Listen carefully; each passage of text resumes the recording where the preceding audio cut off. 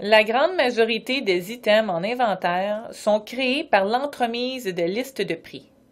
Si vous désirez toutefois ajouter des numéros à votre inventaire, vous avez possibilité de le faire. Cliquez sur Fichier situé tout au haut de l'écran.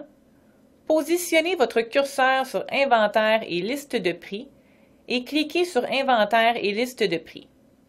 Cliquez ensuite sur le bouton intitulé Créer un item dans le menu de gauche. Il s'agit maintenant de compléter les champs adéquats. Voici donc une courte explication sur chacun d'eux. Le code de ligne sert à différencier une pièce d'une autre. Il se peut que deux pièces portent exactement le même numéro, mais proviennent de fournisseurs différents. Le code de ligne sert alors à identifier la provenance de ces pièces.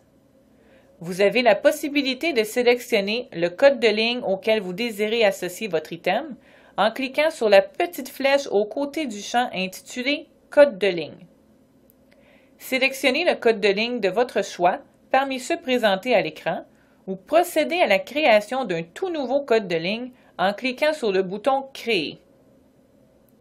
Cliquez sur « Ajouter » et entrez les caractères de votre nouveau code de ligne suivi de la touche Enter de votre clavier. Dans notre exemple, nous inscrirons le code de ligne « Perso » à qui nous associerons tous nos numéros de pièces maison. Lorsque terminé, cliquez sur le bouton « Fermer » afin de quitter cette fenêtre. Le champ « Item numéro » sert à inscrire le numéro que vous souhaitez attribuer à votre nouvel item. Ce numéro peut être composé de chiffres, de lettres ou d'une combinaison des deux. Le tout à votre discrétion. Dans notre exemple, nous entrerons 5W20 à titre de numéro d'item. La famille est une sous-division à l'intérieur d'un même code de ligne.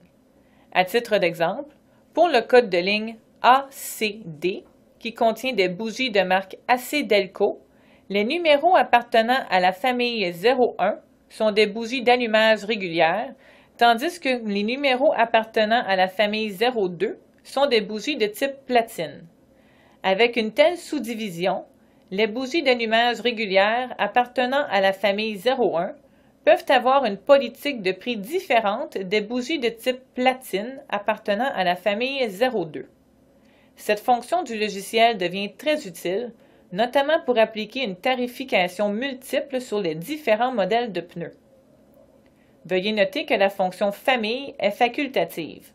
Il n'est pas obligatoire d'ajouter une famille lors de la création d'un nouvel item.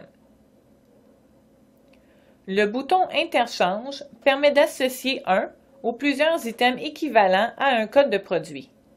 À titre d'exemple, pour un item de silencieux, il peut s'agir d'un autre silencieux de même format, mais provenant d'une marque de commerce différente.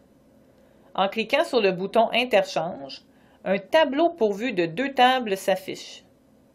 La table du bas permet de rechercher un ou plusieurs items qui serviront d'interchange à l'item actuel, soit 5W20 dans notre exemple. Effectuez votre recherche à l'aide des loupes situées dans le coin droit au haut de chacune des colonnes. Double-cliquez sur l'item désiré afin de le sélectionner et le reporter à la table du haut. Lorsque vous avez terminé votre sélection, cliquez sur le bouton « Fermer » au bas de la fenêtre. Le champ « Description française » sert à inscrire la description de votre item en langue française. Le champ « Description 2 » sert à inscrire la description de votre item en langue anglaise.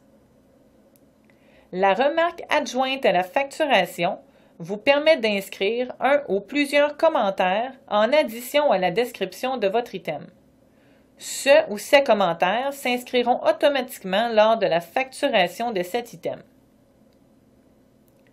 Le champ Spécialité sert à identifier la spécialité associée à cet item. Si vous vous rappelez bien, une spécialité est une sous-division dans laquelle on classe les ventes et les achats. Donc, si vous ne sélectionnez pas de spécialité lors de la création de votre item, toutes les ventes de cet item seront cataloguées comme étant non déterminées. Lors de la sélection de votre spécialité, si la spécialité souhaitée ne s'y trouve pas, cliquez sur le bouton intitulé « Créer » afin de procéder à la création de votre nouvelle spécialité. Pour plus de détails à ce sujet, veuillez vous référer aux vidéos de formation portant sur le montage des spécialités. Association de l'item à un fournisseur sert à deux fins. La première étant qu'il est essentiel lorsque vous utilisez une liaison fournisseur telle ProLink, WebLink et les autres, que l'item soit associé au fournisseur dont il est question dans la liaison lorsque cela s'applique. La seconde utilité est la commande automatique des items dont la quantité est sous le seuil minimum. En d'autres mots, en associant votre item à un fournisseur, le logiciel vous offre la possibilité de rechercher tous les items à commander par le fournisseur sélectionné. Pour plus de détails sur cette fonction du logiciel, veuillez vous référer aux vidéos de formation intitulées « Survol des onglets ». La section « Précision sur le type de l'item » vous permet d'apporter une ou plusieurs précisions supplémentaires à votre item. Le casier « Un service » signifie que l'item est un code de service à prix fixe. À titre d'exemple, un changement d'huile, un alignement ou un diagnostic. Prenez note que pour les items identifiés comme étant un service, le logiciel ne calcule pas de quantité en inventaire, de l'ouvrage n'étant pas quelque chose de matériel. Le casier « Essence » sert uniquement aux items d'essence. Cette fonction a la particularité de détailler vos taxes en facturation. Donc, lorsque vous facturez un item d'essence, vous devez inscrire la somme totale de la vente, taxes comprises. Pour plus d'informations sur le module d'essence, veuillez vous référer aux vidéos de formation intitulées Essence. Le casier intitulé « Un pneu » sert à identifier les items de pneus. Apposer un crochet à ce casier vous permet de faire une recherche en inventaire affichant uniquement les pneus. De plus, la description française ainsi que la description 2 s'affichent en facturation, vous permettant d'inscrire la dimension du pneu dans le champ Description française et le modèle du pneu dans le champ Description 2. Le casier non soumis au profit désiré a la fonction d'exenter l'item à la matrice de profit, c'est-à-dire qu'il est possible de réaliser un profit inférieur ou supérieur à celui déterminé par la matrice de profit. Pour plus d'informations sur la matrice de profit, veuillez vous référer aux vidéos de formation intitulées « Matrice de profit ». Il est possible que l'administrateur du logiciel refuse le droit aux utilisateurs de modifier le prix des items dans le fichier inventaire. Si tel est bien le cas, en apposant un crochet à la case « Prix modifiable », les utilisateurs seront alors en mesure de modifier le prix de l'item en question. Les casiers soumis à la TPS et soumis à la TVQ sont activés par défaut pour la totalité des items dans le fichier d'inventaire. Si, pour une raison particulière, vous ne souhaitez que l'item en question ne soit pas soumis aux taxes, veuillez simplement retirer les crochets. La section Niveau de prix sert à inscrire le prix de l'item. Le prix 1 étant le prix de détail régulier et les prix 2, 3 et 4 pouvant être utilisés pour une différente politique de facturation. N'oubliez surtout pas d'inscrire votre prix coûtant qui est un préalable à l'utilisation de la matrice de profit. La section Particularités permet l'ajout d'informations supplémentaires relatives à votre item. Si applicable, entrez la valeur de vos carcasses dans le champ réservé à cet effet. Le champ Frais environnementaux a pour fonction d'ajouter la somme inscrite au prix de vente lors de la facturation. Ce champ est généralement utilisé pour la taxe environnementale sur les huiles usées. Veuillez noter que la somme inscrite sera incluse dans le prix de vente de l'item.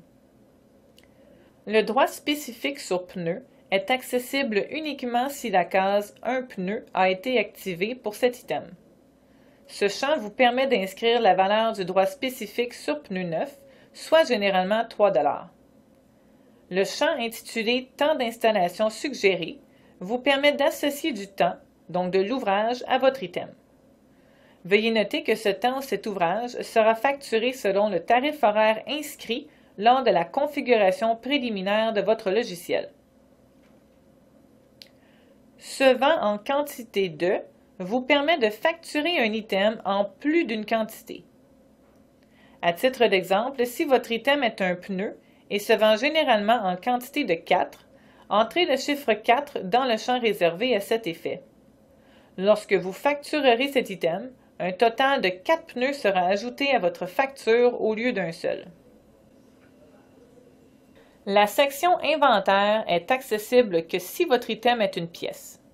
Si vous avez activé l'option intitulée « Un service » un peu plus tôt dans le processus de création de votre item, cette section sera alors grisée. Si vous tenez de l'inventaire pour cet item, vous avez la possibilité d'apposer un crochet à la case « Si garder en inventaire ».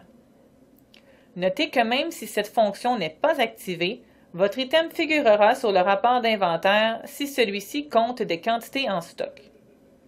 La différence étant que si « Garder en inventaire » a bel et bien été activé, l'item figurera dans le rapport d'inventaire même si la quantité en stock est à 0. Le champ « Maximum à garder en inventaire » sert à inscrire la quantité maximale que vous souhaitez détenir en inventaire pour cet item. Cette fonction est également un préalable à l'utilisation des commandes automatiques. Pour plus d'informations à ce sujet, veuillez vous référer aux vidéos de formation intitulées « Survol des onglets ». Les champs intitulés « Quantité en inventaire » et « Quantité de carcasse en inventaire » servent à indiquer vos quantités en stock réelles et actuelles. La section « Se vend durant les mois suivants » vous permet de pointer les mois pour lesquels vous vendez généralement cet item. Ceci peut s'avérer utile pour vos produits saisonniers. Notez que cette fonction est facultative et à titre indicatif seulement. La dernière fonction, et non la moindre, est intitulée « Localisation ». À titre de rappel, les localisations servent à repérer l'emplacement exact où vos items sont entreposés. Sélectionnez la localisation de votre choix en cliquant sur la flèche située à la gauche du bouton « Créer ». Si la localisation souhaitée est inexistante, cliquez sur le bouton « Créer » et procédez à sa création. Veuillez noter qu'une seule localisation peut être associée à votre item. Lorsque tous les champs appropriés ont été complétés, cliquez sur le bouton « OK » afin de sauvegarder votre nouvel item.